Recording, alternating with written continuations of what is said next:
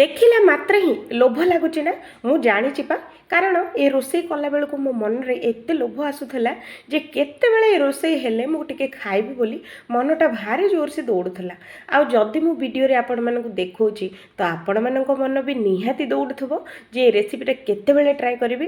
Try କରନ୍ତୁ, ଏତେ ବଢ଼ିଆ ଲାଗିବ ଯେ ଆପଣ, ମୁଁ ଗ୍ୟାରେଣ୍ଟି ଦେଇକି କହୁଛି, ପିଜ୍ଜା ବର୍ଗର ଖାଇବାଟା ଭୁଲିଯିବେ। ହଁ, ସେଇଥିପାଇଁ ଏ ରେସିପି ଦେଖିବା ପୂର୍ବରୁ ଭିଡ଼ିଓକୁ ଗୋଟେ ଲାଇକ୍ କରନ୍ତୁ ଆଉ ଚ୍ୟାନେଲକୁ ବହୁତ ବହୁତ କରିକି ସବସ୍କ୍ରାଇବ୍ କରନ୍ତୁ।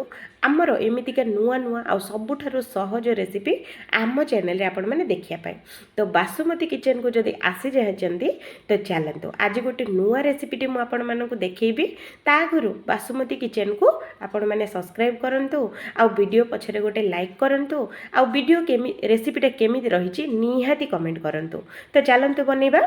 ଏଇଠି ଦେଖନ୍ତୁ ଫ୍ରେଣ୍ଡସ୍, ମାର୍କେଟରୁ ଏବେ ଟମାଟୋ ଆଉ ଆଳୁ ଦୁଇଟା ଜିନିଷ ଯାକ ଏତେ ଶସ୍ତା ହେଇଯାଇଛି ଯେ ଡେଲି ଆମକୁ ତ ନୂଆ ନୂଆ ରେସିପି କରିବା ପାଇଁ ଇଚ୍ଛା ହେଉଛି ଆଉ।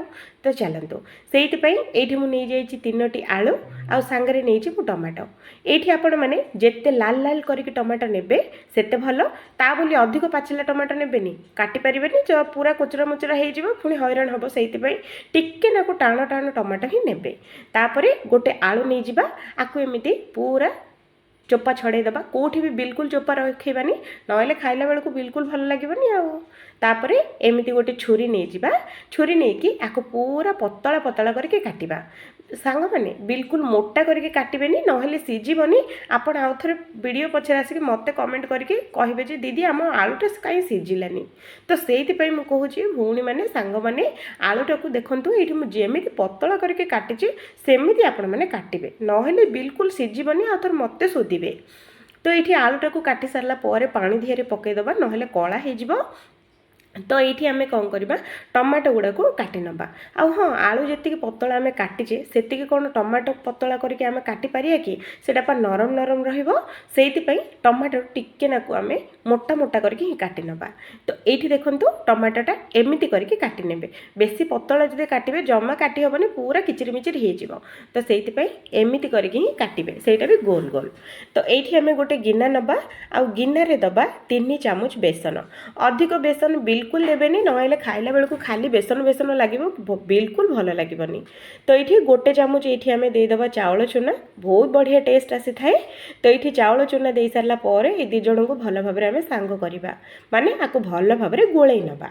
ତାପରେ ଆକୁ ଏମିତି ଗୋଳେଇ ସାରିଲା ପରେ ଏଇଠି ଆମେ ଅଳ୍ପ ଅଳ୍ପ କରିକି ପାଣି ଦେବା।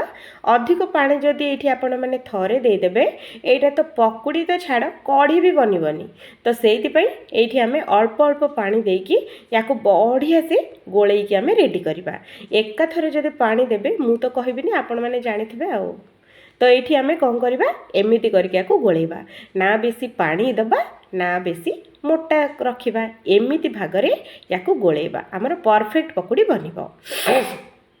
ତ ଏଇଠି ଆମେ କଲର୍ ପାଇଁ ଅଳ୍ପ ଟିକେ ନାକୁବା ହଳଦୀ ଗୁଣ୍ଡ ଦେବା, ଆଉ ରାଗକୁ ଦେଖିକି ଆପଣମାନେ ଲଙ୍କା ଗୁଣ୍ଡ ଦେଇପାରିବେ। ଆଉ ଏଇଠି ମୁଁ ଦେଇଦେଉଛି ସ୍ୱାଦ ଅନୁସାରେ ଲୁଣ, ବେଶୀ ଦେବେନି ନହେଲେ ହାଡ଼ ଫାଡ଼ କଣା ହେଇଯିବ। ତ ଏଇଠି ଆମେ ଲୁଣ ଦେଇସାରିଲା ପରେ ଆମକୁ ହଜମ ହେବାର ବି ଅଛି ନା, ତ ସେଇଥିପାଇଁ ଅଳ୍ପ ଟିକେ ନାକୁ ଆଜୱାଇନ୍ ଦେବା। ଆଉ ଟେଷ୍ଟଟା ବହୁତ ଭଲ ଆସିବା ପାଇଁ ଏଇଠି ଆମେ ଟିକେ ନାକୁ ଗରମ ମସଲା ଦେବା। ଆଉ ଆମ ପକୁଡ଼ି ଗୁଡ଼ାକ ବହୁତ କ୍ରାଞ୍ଚିନେସ୍ ଆସିବା ପାଇଁ ଏଇଠି ଅଳ୍ପ ଟିକେ ନାକୁ, ମାନେ ଗୋଟେ ଚାମଚ ଦେଇଯିବା, ଧଳା ରାଶିଟା ନିହାତି ଦେବା। ଧଳା ରାଶି ଦେଲେ କୁରୁକୁରିଆ ଅଧିକ ଲାଗିବ, ଆଉ ଟେଷ୍ଟଟା ତ ପୁରା ଅଲଗା ଭଳିଆ ଆସିବ ଆଉ। ସେଇଥିପାଇଁ ଧଳା ରାଶିଟା ଦେବେ, ଯଦି ନାହିଁ ତ ସ୍କିପ୍ କରିବେ ଆଉ। ଏଇଠି ଆମର ଇନଷ୍ଟାଣ୍ଟ ବନାଉଛି, ତ ଫୁଲିବା ପାଇଁ ଏଇଠି ଅଳ୍ପ ଟିକେ ନାକୁ ସୋଡ଼ା ଦେଇଦେବା।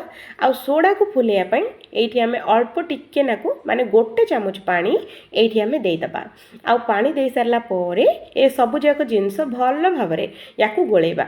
ଫ୍ରେଣ୍ଡସ୍ ଅଧିକ ଗୋଳେଇବେନି, ନହେଲେ ଆଉ ଫୁଲିବନି। ତ ସେଇଥିପାଇଁ ୟାକୁ ଗୋଟେ 2 ରୁ 3 ମିନିଟ୍ ପର୍ଯ୍ୟନ୍ତ ହିଁ ଗୋଳେଇବେ। ଅଧିକ ଯଦି ଗୋଳେଇବେ ଏତେ ଭଲ ହେବନି। ତ ଏଇଠି ଦେଖନ୍ତୁ ବ୍ୟାଟରଟା ମୁଁ ଗୋଳେଇ ଗାଳେଇ ପୁରା ରେଡ଼ି କରିଦେଇଛି। ଏମିତି କରିକି ହିଁ ଗୋଳେଇବେ, ଦେଖିଲେ ନା, ଏମିତି ଯଦି ଗୋଳେଇବେ ପୁରା ପରଫେକ୍ଟ ହେବ। ତ ଏଇଠି ଆମେ ଆଳୁ ଦିହରୁ ସବୁତକ ପାଣି ଫୋପାଡ଼ି ନେବା, ଆଉ ଗୋଟେ ଆଳୁ ହାତ ଉପରେ ଏମିତି ଥୋଇବା। ତା ଉପରେ ଏମିତି ଗୋଟେ ଟଙ୍କିକିଆ ଚିଲି ସସ୍ କେଚପ୍ଟେ ଆମେ ନେଇଯିବା, ଆଉ ଆକୁ ଗୋଟେ ଆଙ୍ଗୁଠି ସାହାଯ୍ୟରେ ଆଳୁରେ ପୁରା ଲଗେଇଦେବା। ତାପରେ ଆଉ ଗୋଟେ ଟମାଟୋକୁ ଆମେ ଲଗେଇଦେବା। ଆଉ ଏଇଠି ଆମେ ଟମାଟୋ କେମିତି ଖାଲି ଛାଡ଼ିବାନି, ତ ତା ଉପରେ ବି ଏ ଟଙ୍କିକିଆ କେଚପ୍ଟା ଆଉ ଥରେ ଟିକେ ନାକୁ ଲଗେଇଦେବା। ଆଉ ୟା ଉପରେ ଆଉ ଗୋଟେ ଆଳୁଟେ ଏମିତି ରଖିନେବା। आउ देखंतु एमिति करके रखिबे आउ ए तीनोटी जिनसटाको बढ़िया भाबरे धरिबे नहेले बेसन रे पड़िला मात्रे फिटिजिवो। तो ये आम बेसन दिहरे आको बढ़िया से आम गाधे दबा माने आको भल भाबरे आको बुड़े नबा कोठी भी टिके नाको भी खाली छाड़बानी। तो देखंतु एमिति करके आको बुड़े नेबे आपण माने चाहिए हाथ रे भी बुड़े के छाणी पारिबे। तो ये मुझे अधिक तेल बिल्कुल भी खर्च करी ना आमर पेट फेट खराब हम। तो से मुझे अल्प टिके नाकु तेल ही छाणुची।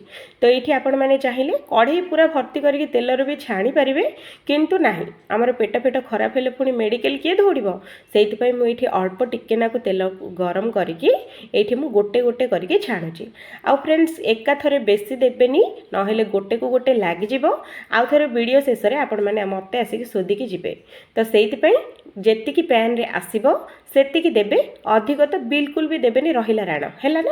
तापर गोटे साइड जेतेबेले बढ़िया से फ्राई हे जिवो आ गोटे साइड रे एमिति करके आको ओल्टे देबे माने दी साइड टा जेमिति भलो कलर आ बढ़िया से केमिति सिझि जिवो।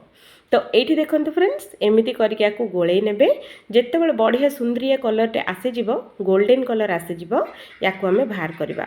फ्रेंड्स एतिक मन रखंतु गैस रो फ्लेम टाको मीडियम रखिबे जदी हाई फ्लेम रे भाजी देले तो पूरा पड़ जिवो पाटरे भी देई हबनी। तो सेइतपई गैस रो फ्लेम टाको मीडियम ही रखिबे आ एगुडा को सबतक छाणी नेबे। तो देखंतु आमर आलू आउ टमाटर पियाजी पकुड़ी पूरा पूरी रेडी निहाती बनातु घर लोकों को खुआंतु आ निजे भी खाआंतु। आम रेसिपी एमिति देखु थांतु आ आमर कॉमेडी रेसिपी रे आपण मानकु केमिति लागुची निहाती कमेंट करंतु। आगु को आउ केमितिका रेसिपी देखिया पई चाहुचंती तो निहाती सेटा भी कमेंट करके कहि परिबे आमे आपण मानक पई वीडियो नै आसीबो। तो आजि पई रहिला आजि पई वीडियो मोर एतिकी आउ थरे देखा हबो आ गोटे नुवा वीडियो रे। आ हां देखो एपर्यंत वीडियोटा देखिले वीडियोटा को ना लाइक करचंती ना सब्सक्राइब करचंती। जदि लाइक करिवेनी सब्सक्राइब करिवेनी तो मोर डेली वीडियो केमिति देखिबे।